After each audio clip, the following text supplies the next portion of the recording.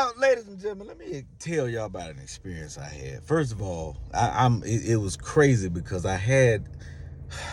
All right, let me just explain it. All right, so I remember one time, long time ago, I was at a gas station and I'm standing in the gas station, and there was a lady who was Asian. I don't know if she was Chinese, Japanese, whatever. Forgive me for that.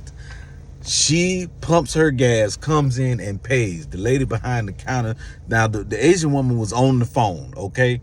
She was speaking whatever language she was speaking. I don't know if it was Mandarin, whatever. The lady who collected the money, who was behind the counter, was like, if they're going to be in the country, they need to learn how to speak the language. And I said to myself, that right there is the definition of racism. You sell gas. This woman came in, pumped gas, and paid you for your gas. She literally patronized your business.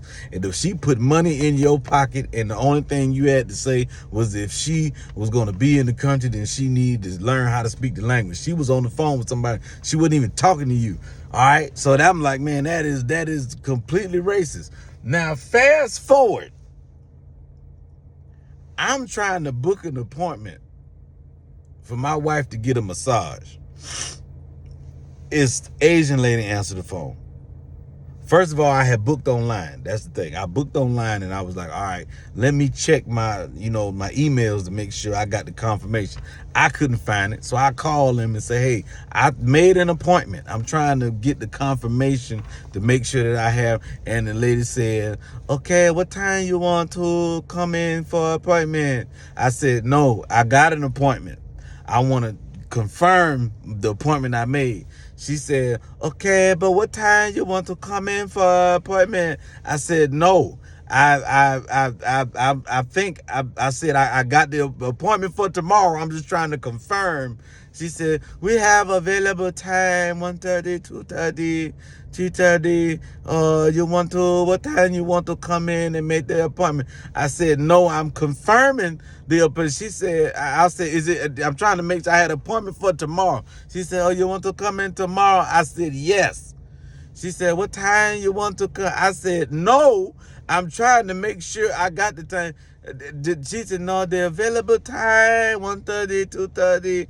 I said, damn it, give me the 2:30. Because at this point, I obviously don't have, just give me the 2:30. She said, okay, I put you down at 2:30. I said, lady, you didn't get my name. That's okay, we see you tomorrow. No, ma'am, do you have my name? I said, I'm going to need some kind of confirmation. No, we have you 2:30. Your number come up in the system. Okay, all right, fine. I said, but if my damn number came up in the system, then why the hell didn't you tell me when my appointment was? Your appointment 2:30. No, I'm talking about the one I made before that. I was trying to confirm, okay, what time you want to come in? Wait a damn minute, lady. But that ain't the same thing.